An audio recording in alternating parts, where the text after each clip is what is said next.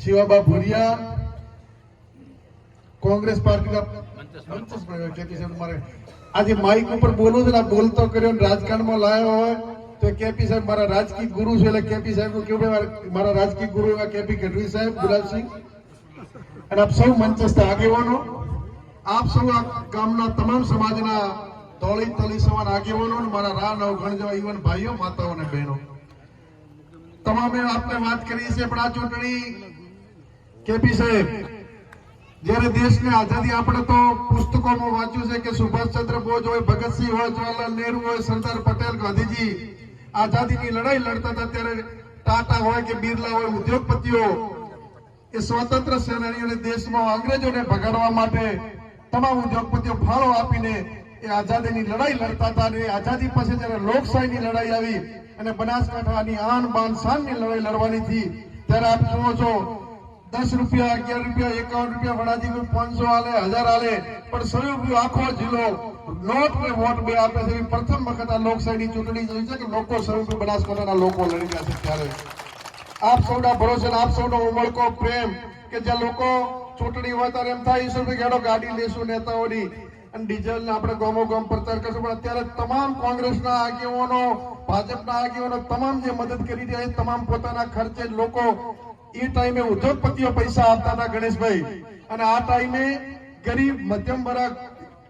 પૈસા આપી અને બનાસની બેન ગેની બેન જીતાડવા નીકળે છે ત્યારે આપ સૌને દોડગામ છે ત્યારે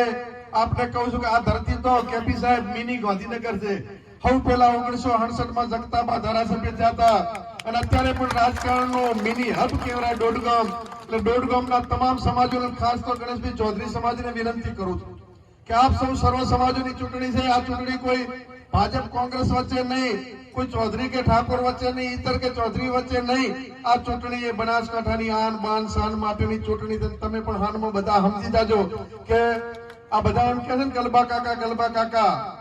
ગલબા કાકાને બનાસ ડેરી શરૂ કરવાની પ્રેરણા આલનાર માનસિંહ ચૌધરી હતા એ માનસિંહ ચૌધરીના દીકરા વિપુલ ચૌધરીની રાજકીય કેરિયર ખતમ કરનાર ડેરીમાંથી હટાવીને જેલમાં નાખનાર કોણ હતા એ પણ આપ સૌ જાણો છો ઉત્તર ગુજરાતમાં ચૌધરી સમાજનું નેતૃત્વ ખતમ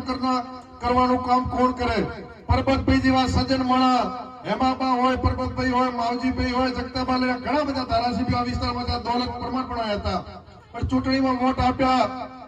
એની જે ના આપ્યા એની જે પણ ક્યારે બદલાની ભાવના નથી કોઈ બીજા સમાજના રાજકીય આગેવાનોને કદ પ્રમાણે વેતરીને ક્યારે અસ્તિત્વ એમનું નામ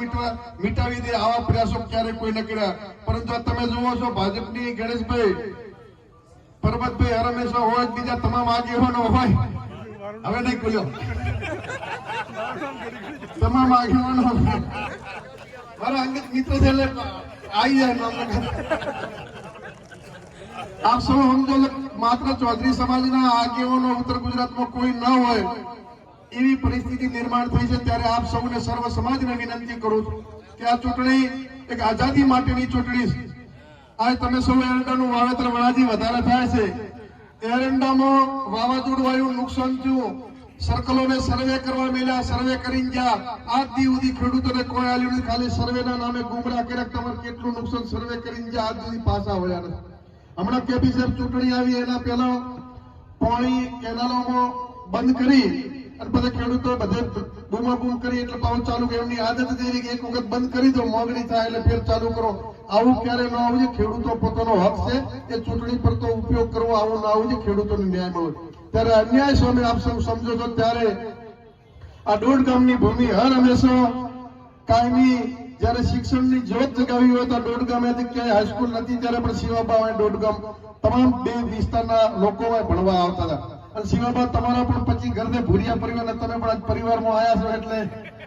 પરિવારમાં ભૂરિયા પરિવારને પણ કહું છું કે તમે પણ હવે શિવાબાની ભાગની લાજ રાખશો એવી પણ વિનંતી કરું છું ત્યારે આપ સૌને હા છે રાજુબા ભલા વરસાદના ભૂરિયા વેચીને ખાધું ભાત ગણેશભાઈ એટલે આપ સૌને વિશેષ ના કહેતા રાજસત્તામાં ભડકા ભાળ્યા પછી ધૂળમાં ધામા નાખ્યા મારા રામને રોડી રાખ્યા એવા હનુમાનજી રામના વનવાસમાં 14 વર્ષ સુધી સાથે હતા એવા આપ સૌ કોંગ્રેસના જ્ઞાનીબેનના હનુમાન બનીને 7મી તારીખ સુધી મતદાન કરાવો અને વિજયનો વરઘોડો નીકળે, અબીલ ગુલાલ ઉડે અને જશના ભાગીદાર બનાસકાંઠાની 18 આલમ થાય. એ શબ્દો સાથે આપ સૌનો ખૂબ ખૂબ આભાર. જય હિન્દ, જય ભારત.